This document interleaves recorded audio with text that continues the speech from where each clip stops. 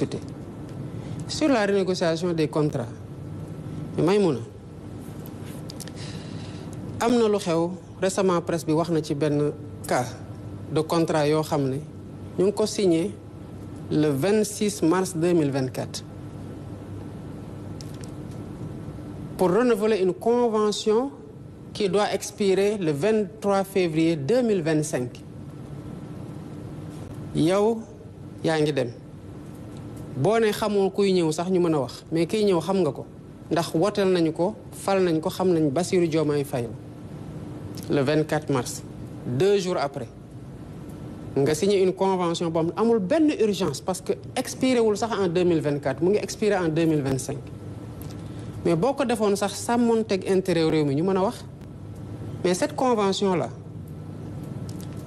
dañu ne d'abord dañ ko renouveler 25 ans ce qui est interdit par le code minier de l'UEMOA et par le code minier de 2016 bu ñu interné mais bu nekkoon dañ ko ne sax convention bu ñu signé en 2024 c'est régi par le code de 2016 ñu mën a wax mais non le code de 2016 boobu mu ngi doon abroger beneen code de 2003 qui lui-même abroge un code de 88 ñu tëb code 2016 bu nekk en vigueur tëb code 2003 bu code 2016 bi abrogé dem na la convention bu ñu signé le 26 mars 2024 dafa war a régir la nouvelle convention pour 25 ans waaye nag ce sera le code de 88 moo koy régir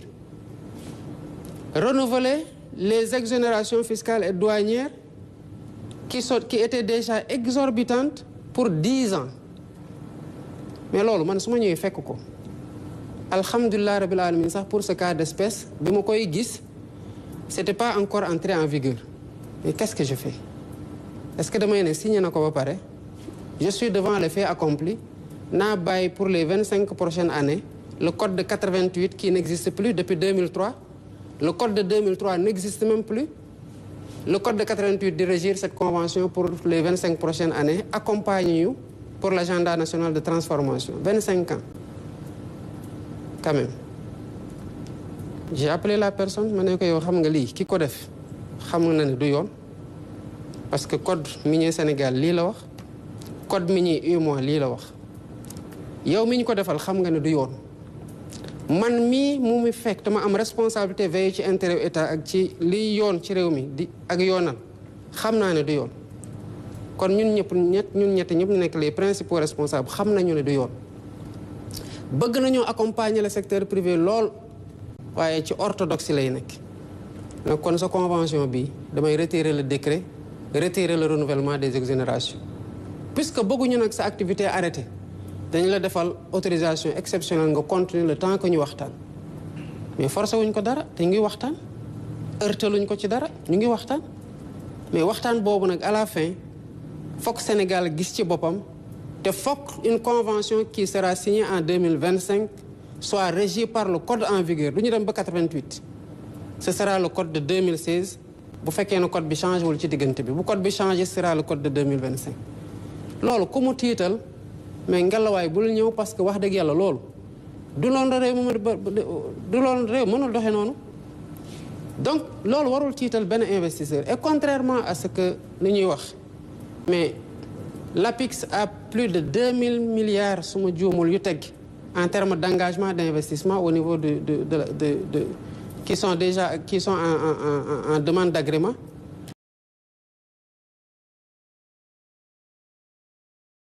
réew mënul développer dans un contexte de corruption endémique te bëri na Sénégal waaye lu ma ci xam bu dee ku ñu war a relever la ci saa si nañu la relever te alhamdulilah ba corps de contrôle yaa ngi fi di def liggéey bu mucc ayib ni ñuy defee audit ci contrat yi ci période yu weesu plutôt ci structure yi rapport yi fii Cour des comptes saa yu fa defatee rapport comme ni ngeen ko gisee ñëpp ci teg seen bët OFNAC bu defee ñëpp dinañ ci teg seen bët beneen corps de contrôle bu defee tamit ñëpp dinañ ci teg seen bët léegi nag il appartiendra aux Sénégalais de mettre la pression qu'il faut sur la justice pour que mu def liggéeyam. Le temps de la justice n'est pas le temps politique mais ça doit être le temps du peuple au nom duquel cette justice-là elle est rendue parce que mënuñu identifier ay nit jàpp leen ci ay rapports épingler leen justice di daagu. Je comprends maintenant qu'il y a un déficit de ressources nañ ci liggéey pour renforcer leen moo tax on a augmenté les recrutements au niveau du centre de formation judiciaire duñu leen teg benn pression politique pour orienter seen décision c'est pas notre façon de gouverner mais sénégalais bu ne am na sañ-sañu bu ñu nee diw sangam mii que mu nekk ministre gouvernement Diomaye wala mu nekkoon ministre bi fi nekkoon avant moi wala directeur général bu ñu ko épinglé sénégalais ont le droit de réclamer que la justice fasse son travail bu boobaa man dama amul sax conc ba koy teg ci kaw dossier. Monsieur le Président de la République dañuy jàll même naa ci beneen thématique bi. am na benn kii bu mu wax. mais ku nekk benn question la amoon Monsieur le Président. Oui, mais c'est déjà posé. maa ngi ñëw noonu. C'est dans la formulation de la question. On glisse c'est important sax que je réponde parce que loolu moo taxoon may def l'observation sur nu mu poser question bi parce que justement heureusement que mu relancé parce que bu relancé wul woon nit ñi seetaan mën nañ jàpp ne que ni mbir yi di demee nii ñu ngi dem songi ji Macky Sall parce que loolu la wax naka la mbir yi di demee mbir yi demeewul nen ni ñuy demee ci pour yow di ko demee pour beneen ministre wala beneen DG noonu lañ koy demee pour man di ko demee pour keneen ki fi nekkoon ak ñiy waaj a ñëw bu dee yoon a ngi def liggéeyam ci réew mi man xooluma ku fi defoon ku fi deful nu mu ma jegee nu mu ma jegewul man ni mu koy rappeler tout le temps man rek a waat ci biir Sénégal yëpp ne damay respecté yoon te pourtant dañuy wax nul n'est censé ignorer la loi ñëpp war a xam yoon tënku ci waaye yow waatoo ne da ngay respecté yoon man maa ko waat su ma ci yemoon sax man dinaa mën a gérer sama bopp xëy na xanaa ma tarxiis mais dama waataale ne dinaa fexe ba ñeneen ñi tamit respecté yoon gis nga ci respecté yoon boobu dafa am ñu gérer pendant 12 ans assumer ay responsabilités war a rendre compte d'accorduma ci réew moo xam ne bu ñu jàppee un opérateur privé ci lu mu warul woon def ñu jël ko tëj ko bu dee homme politique bi la ñu naan c'est un règlement de compte politique alors que homme politique yooyu ils ont fauté wala ils sont présumés après avoir fauté yoon rek mooy wax gannaaw bu rapport amee parce que même rapport doyul rapport ay présomption rek lay teg mais la personne reste présumée innocente ba yoon def liggéeyam lan mooy wane ne tey dans l'environnement actuel que ñu ngi dem song ji X wala Y amul par contre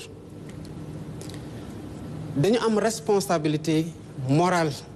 ak historique ci dëkk bi nga xamante ne sénégalais yi gannaaw yàlla teg nañ ko suñu loxo muy lan lépp li fi xewoon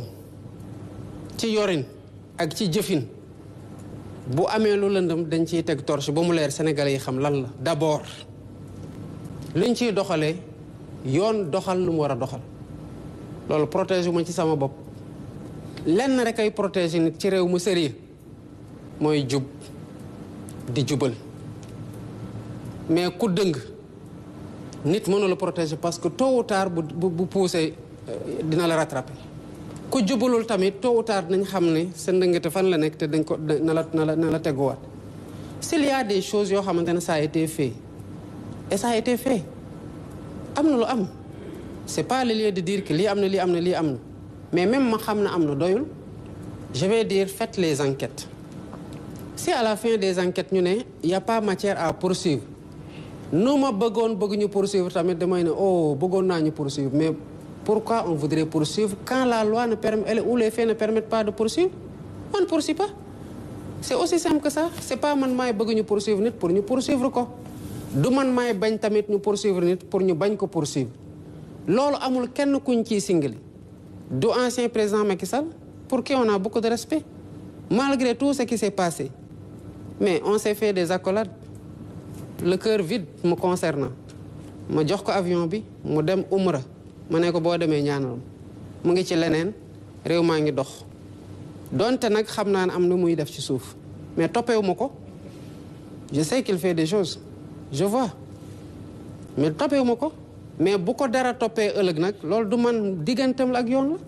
mais je ne me fais pas de fixette sur lui man li ma soxal mooy la mission bi ma Sénégalais yi jox yàkkamti ma ci lool te ma xam nu mu toll weesu lool ci jafe-jafe ak ay défis à relever ak espoir ñu nekk samay wagg loolu laa gérer pas X pas Y. am na solo lool donc lii mooy ndax képp pàcc bi dañuy jàll ci pàcc bi nga xamante ne la ñu jagleel démocratie justice ak liberté Ablaye Diallo bu yor-yor bi mooy ibbi li nga xamante ne mooy question bi je rappelle que vos questions allez-y droit au but évitez de glisser 2-3 questions dans une seule question merci. D'accord. Monsieur le Président, le PASTEF avait promis de rendre justice et réparation aux jeunes qui ont été tués et blessés lors des manifestations entre mars 2021 et février 2024.